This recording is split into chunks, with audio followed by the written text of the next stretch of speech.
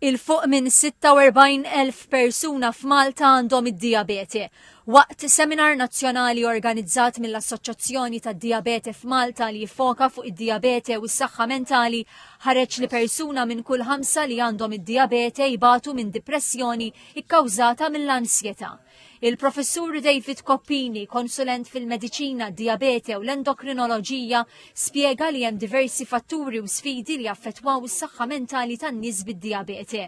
Mill-fatt li jridu jittestjaw u jikkontrollaw il-livell ta' zokkor għal biża' li jiżviluppaw komplikazzjonijiet minħabba d-diabete fost oħrajn.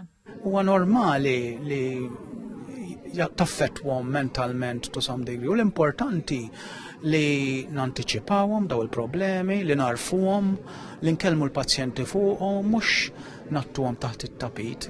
Kifet ninvestu li jkollna psikologu dedikat għan-nies bid-diabete, parti mill-multidisciplinary team tagħna. Min-naħa tiegħu il-psikjatra Joe Cassar tkellem dwar l-impatt tal-istress fuq il-bniedem u t-tipi differenti ta' stress li mhux bil-fors dejjem ikun negattiv.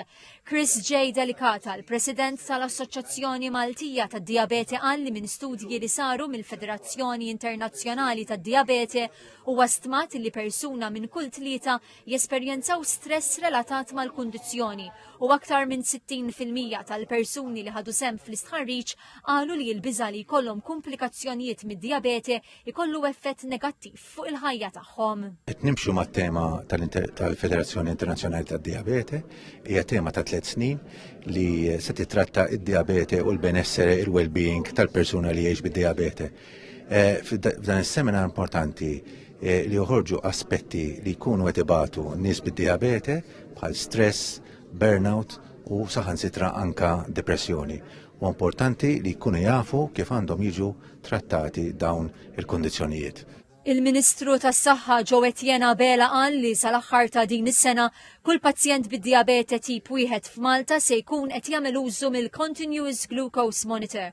Il-pass li misqal se jkun l-użu tal-pompi tal-insulina, speċjalment taż-żgħar.